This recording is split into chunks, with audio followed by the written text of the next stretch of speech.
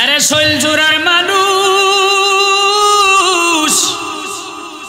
ও শায়েস্তাগঞ্জের মানুষ, এরে আমার মুসল্লি বাবাজিরা শুনেন, গভীর মনোযোগ দিয়ে শুনেন।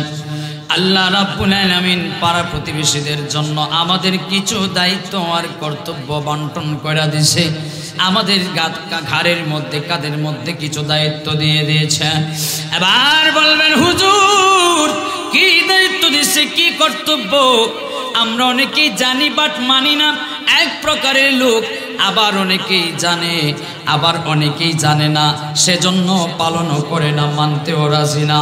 বন্ধুরে আমার, মাহফিল দেওয়া হয় এই কারণে, মাহফিল থেকে আমরা কিছু কোরআন হাদিসের কিছু জ্ঞান অর্জন করব, কোরআন হাদিসের বিষয়ে কিছু জানব, এরপরে যাই না নিজের জীবনের মধ্যে এটা পরিণত করব, নিজের জীবনে এটা আমল করব। এই আমল করলে পরে আমাদের জন্য আল্লাহর পক্ষ থেকে জান্নাতের ব্যবস্থা করা আছে, ঠিক কিনা বলে?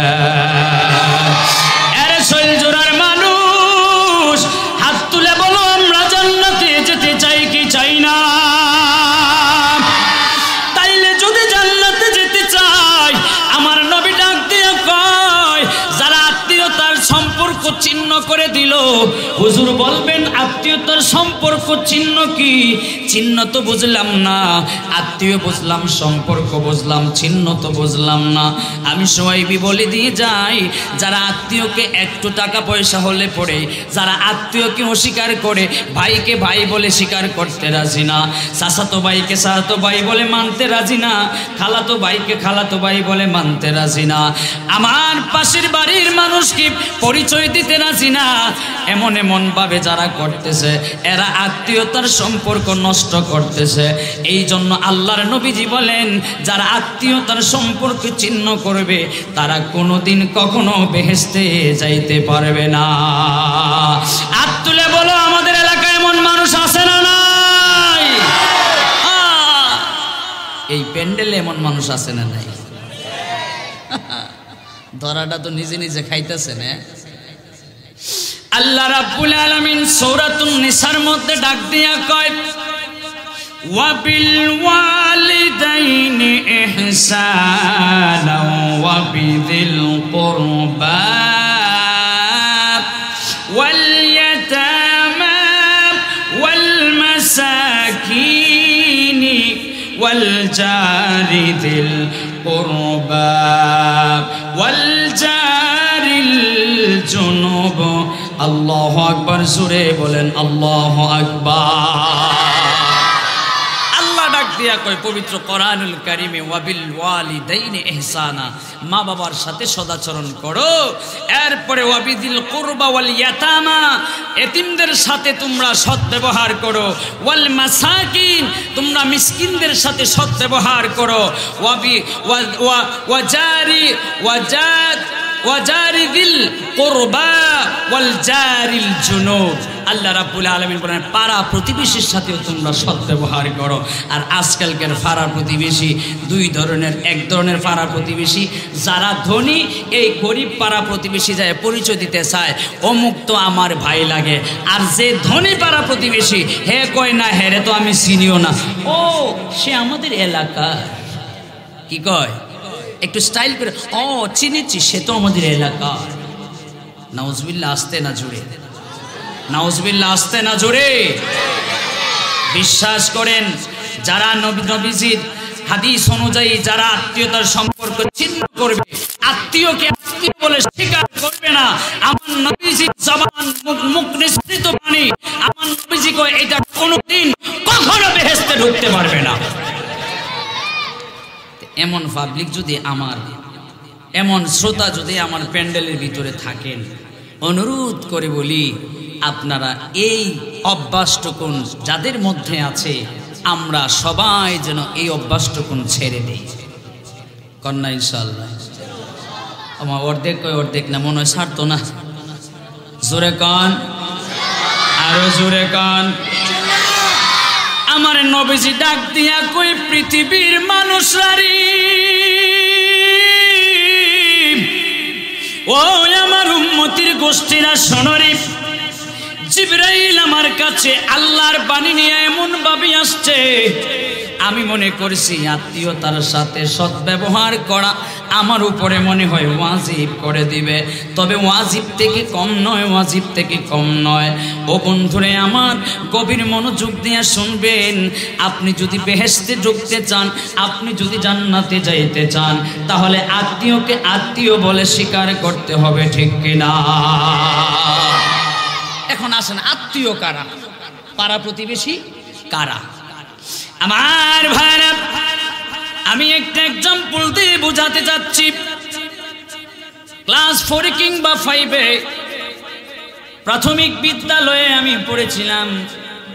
আমাদের সমাজ কাকে বলে? সমাজ পড়েন না আপনারা? কে কে পড়ছেন হাত তুলেন তো দেখি। প্রশ্ন করতাম না আবার। সমাজ, আচ্ছা। পাড়া প্রতিবেশী কারদেরকে বলা হয়? আমরা পড়ি নাই? সামাজিক বিজ্ঞানে। কোন বিজ্ঞানে? পরিবেশ পরিচিতি সমাজ। পরিবেশ পরিচিতি সমাজ, এই বইটার মধ্যে কত সুন্দর করে আমরা পড়েছি ছোটবেলায়। পরিবার কাকে বলে, সমাজ কাকে বলে, পাড়া প্রতিবেশী কাদেরকে বলে। এত ভালো লাগতো।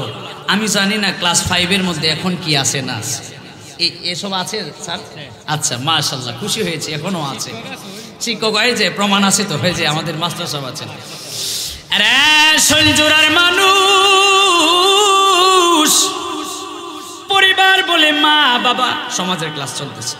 পরিবার বলে মা বাবা, দাদা দাদি, ছেলে মেয়েদেরকে নিয়ে যেই ঘরে বসবাস করি, যেই বাড়িতে বসবাস করি, এটার নাম হচ্ছে পরিবার।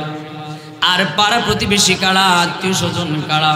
আমার ঘরের পাশে যে আছেন এটারে পাড়া প্রতিবেশী বলে। তবে হ্যাঁ, এটা যদি আমার রক্তের সম্পর্ক হয়, তাহলে এটার উপরে আমার জন্য আরো দায়িত্ব, কর্তব্য আরো বেশি। কন্যা সুবহানাল্লাহ। ওই শুনেন, মানে ওই যে কি কয়, 2টা টাকা কামায় বড় লোক হয়েছে তো, এখন মাসালা হলো, আপনি যদি বড় লোক হন আর আপনার পাড়া প্রতিবেশী ডাইনে বামে এইভাবে যদি কেউ আত্মীয় থাকে, এটা রক্তের সম্পর্ক হোক কিংবা দূরাত্মীয় হোক, আপনার আশেপাশে 2 হাতের একদম সমান কয়েক হাত দূরে যারা আছেন সবাই আপনার পাড়া প্রতিবেশী। এটা ওই কুমিল্লার হোক আর একজন সিলেটের হোক, তাতে কোনো অসুবিধা নাই, সেও আপনার পাড়া প্রতিবেশী। তবে আত্মীয় স্বজন এটা আরেক জিনিস। আত্মীয় স্বজনদের মধ্যেও পাড়া প্রতিবেশী আছে না নাই? যেমন গ্রামের মধ্যে আমার মনে করেন উনি আমার ভাই, ফর এক্সাম্পল উনি আমার ভাই, আমার ঘরের পাশে উনার ঘর, উনি হচ্ছেন আমার ভাই, একদিকে উনি আমার আত্মীয়, আর উনি আমার ঘরের পাশে হতে উনি আমার প্রতিবেশী। কন্যা সুবহানাল্লাহ। ফর এক্সাম্পল 2, উনি আমার আত্মীয় নয়, রক্তের সম্পর্ক কেউ নন। আমার বাড়ি রানীগাঁও চুনারঘাট, ওনার বাড়ি শাইস্তাগঞ্জে, কিন্তু শাইস্তাগঞ্জ শহরে বাসা বানায়া আমার বাসার পাশে ওনার বাসা। উনি আমার কি? কথা বলে না কেন? বুঝাইতে পারি নাই মনে হয়। উনি আমার কি? প্রতিবেশী। ফর এক্সাম্পল 3, এখানে যারা সারা গোটা দেশ থেকে, সারা দেশ থেকে 64টা জেলার মানুষ এই এলাকায় আছে না নাই? আছে। আমার বাসায় যারা থাকে, আমার বাসার পাশে যারা থাকে, এরা আমাদের আত্মীয় স্বজন নয়, কিন্তু এরা আমাদের পাড়া প্রতিবেশী। কথা কয় না? জোরে কয় না? পাড়া প্রতিবেশী। এদের জন্য, উনাদের জন্য আমাদের দায়িত্ব কর্তব্য আছে না নাই? না, এরা তো কুমিল্লা, আমার কি দায়িত্ব? কথা কয় না। এরা তো যশোরের, আমার কি দায়িত্ব? এরা তো নোয়াখালীর, আমার কি দায়িত্ব? কি দায়িত্ব? এবার দেখেন নবীজি কি কয়। আল্লাহু আকবার। আরে শৈলজোড়ার মানুষ, ও আমার আব্বাসিরারি, আমার দয়াল নবীজি, আমার মায়ের নবীজি দিনের দাওয়াত দিচ্ছে, কালিমার দাওয়াত দিচ্ছে। কেউ নেয়, আবার কেউ নেয় না, কেউ গ্রহণ করে, কেউ গ্রহণ করে না, কেউ অ্যাকসেপ্ট করে, কেউ অ্যাকসেপ্ট করে না। আমার নবীজির এলাকায় একজন বুড়িমা ছিল, ওই গল্পটা সবাই জানেন। আমি বোঝানোর জন্য, আপনি ফর এক্সাম্পল এই জন্য টেনেছি।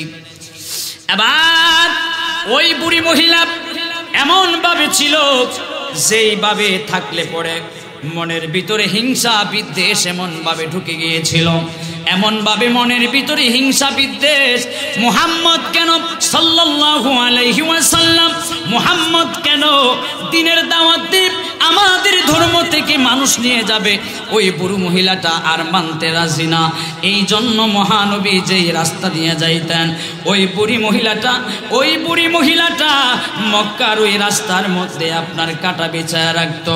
বন্ধুরা আমার, এই গল্পটাকে, এই ওকেয়াটাকে, এই কাহিনীটাকে আজকালকার কিছু মৌলবী আছে, এরা বলে নাকি এটা বানোয়াট মিথ্যা। জোরে কন্যা নাউজুবিল্লাহ। আরে আমার আব্বা জিরারি, ও আমার আম্মা জিরা গো শুনেন, এবার রাস্তায় যখন কাটা বিছা দিত, আমার মহানবী ওই রাস্তার মধ্যে দিয়ে যাইতেন আর রাস্তার কাটাগুলো সরায় সরায় যাইতেন। যারা বয়স্ক মানুষ যারা শুনেছেন আপনারা কইবেন হুজুর এটা তো আমরা জানি ওই, তবে বিশ্বাস করে দেখেন এমনও মানুষ আছে, এমনও পাবলিক আছে যারা এই ঘটনা জীবনেও শুনে নাই, এমনও বয়সের বাচ্চারা আছে, এমনও বয়সের যুবকরা আছে যেটা এই ঘটনাটা জীবনেও শুনে নাই। শুধু এই ঘটনা তো অনেক দূরের কথা, জিজ্ঞেস করে দিয়েন 5টা কলিমা পারে কি পারেন?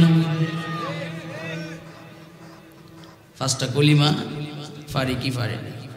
নতুন বিয়ে করছে যুবক পোলা, ফরজ গোসল কেমনে আদায় করবো এইটাও চিনে না, অথচ মাস্টার্স পাস করা নামি দামি ইউনিভার্সিটি কলেজ থেকে।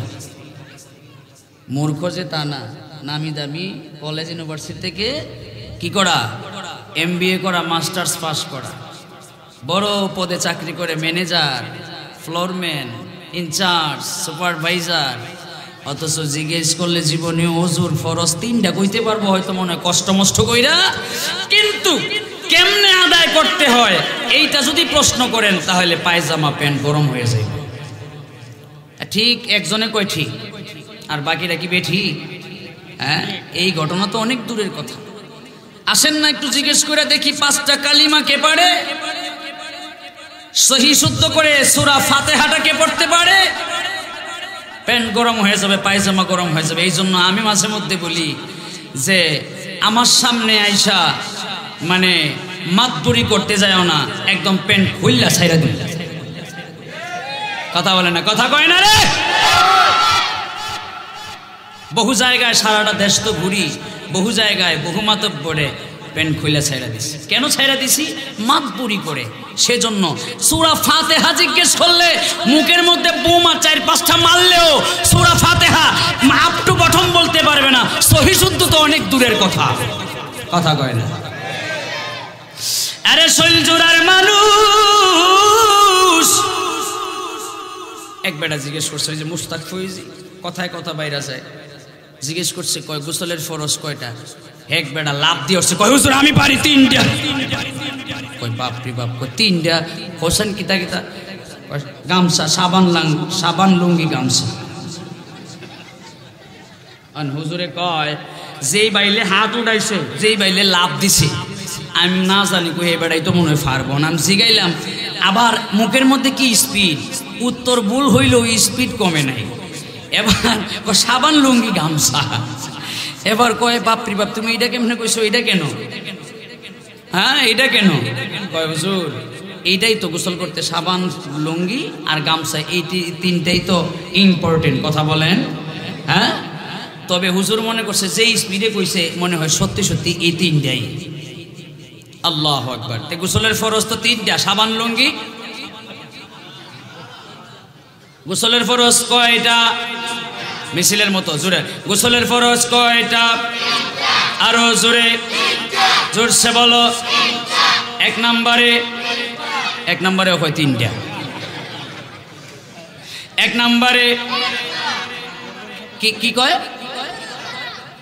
আমারে বুঝাই বলতে হবে, আপনারা যেভাবে জ্বালা যন্ত্রণা দিতেছেন আমারে বুঝাই বলতে হবে। 1 নম্বরে, 2 নম্বরে, হ্যাঁ শুধু ফরজ গুলো বলতেছি, সুন্নাত না, শুধু ফরজ। ফরজ 3টা। 1 নম্বরে কি বলছেন? শুধু কুলি করা না, গড়গড়ার সহিত কুলি করা, বুঝা যায় কিন্তু। 2 নম্বরে নাকে পানি দেওয়া না, নাকের নরম জায়গা পর্যন্ত পানি দেয়া। এতদিন যদি এইভাবে না হয়ে থাকে তাহলে এতদিন ফরজ গোসল যা করছেন একটা গোসল হয় নাই। ফরজ গোসল যদি না নাই থাকে নামাজ মনে হয়েছে কয় না রে, নামাজ হয়েছে। আচ্ছা, তাইলে 3 নম্বরে কি সমস্ত শরীর পুঙ্খানুপুঙ্খভাবে ভালোভাবে আপ টু বটম ভালো কইরা ধৌত করা। কথা কন, এবার চিনছেন, এবার বুঝছেন। যা বিবি সাবরে কইবেন যে ফরজ গোসল কয়টা, বিবি কইব কেলে রে কি আমি বাড়ি না মনে করছো 3টা। 3টা কেমনে কেমনে আপনি আমি যেমনে যেমনে এখানে শিখছি বা আমরা শিখাইছি এমনে এমনে যদি না হয় বউরে কইবেন শেষ, তোমার কাম শেষ, এতদিন যা গোসল করছো সব বৃথা, আজকে থেকে শিখা যাও, এইভাবে গোসল করতে হবে। কথা বলেন ঠিক কিনা? আরো জোরে। আরে শৈল জোড়ার মানুষ, ও আমার আব্বা জিরারি, আমার আম্মা জিরারি, এবারে নবী কয় তোমার ঘরের পাশে যারা এরা তোমার পাড়া প্রতিবেশী। এবারে নবী কয় তোমার আত্মীয় স্বজন যারা তোমার ঘরের আশপাশে তারাও প্রতিবেশী। নবী কয় তুমি সম্পদওয়ালা হয়েছ, তুমি ধনবান হয়েছ, যদি যাকাত ফরজ হয়, এই সাবধান, যদি যাকাত ফরজ হয় তাইলে প্রথমে দেখবা তোমার ভাইদের মধ্যে অর্থাৎ আত্মীয় স্বজনদের মধ্যে কেউ গরিব আছে কিনা। 2 নাম্বার যদি না থাকে তাইলে পাড়া প্রতিবেশীর মধ্যে দেখবা কেউ গরিব আছো কিনা। 3 নাম্বার পাড়া প্রতিবেশীর মধ্যে না থাকলে তোমার গ্রামের মধ্যে এলাকার মধ্যে কেউ গরিব আছে কিনা। যদি এলাকার মধ্যে গরিব না পান তাইলে 4 নম্বরে এলাকার বাইরে ওয়ার্ডের মধ্যে যাইতে পারেন, কারণ একটা ওয়ার্ডের মাঝে কয়েকটা গ্রাম থাকে রে বাবা। যদি ওয়ার্ডের ভিতরে না পান তাইলে আপনি ইউনিয়ন ওয়ার্ডের বাইরে যায় ইউনিয়ন খুঁজেন, ইউনিয়নের ভিতরে না পাইলে উপজেলায় যায় খুঁজেন, উপজেলায় যদি না পান তাইলে জেলায় যায় খুঁজেন, জেলায় যায় যদি না পান তাইলে বিভাগে যায় খুঁজেন, বিভাগে যায় যদি না পান তাইলে জাতীয় পর্যায়ে যায় খুঁজেন। ঠিক কিনা? আর আমরা হেরা 2টা হইলেই ব্যানার পিছিতে একটা লম্বা লটকাইব, লটকাইয়া মাইকিং করব, এর অ্যালাউন্স করব, হ্যাঁ বলে শাড়ি বাটবো। হ্যাঁ কি জাকাত দেওরা না বাটপার? বুঝছা কইেন জাকাত দেওরা না সিডার? হ্যাঁ একটা সিডার। যদি হ্যাঁ, যদি হ্যাঁ, যদি আবার কোন যদি হ্যাঁ, তার আত্মীয় স্বজনকে দিয়া পাড়া প্রতিবেশীকে দিয়া তারপরে সে অ্যালাউন্স করে এলাকায়, অ্যালাউন্স করে গ্রামে, তাহলে তার ওই বন্টন করা শাড়ি কাপড় লুঙ্গি দেওয়া জায়েজ হবে এবং যাকাত সদকা দেয়া পরিপূর্ণ হবে। জুড়ে কন্যা সুবহানাল্লাহ। আর নাইলে পাড়া প্রতিবেশী পাশের ঘরের বেটা না খায় মরে, হে যাকাত দেয় অ্যালাউন্স কইরা, যাকাত কি হবে? সদকা কি হবে?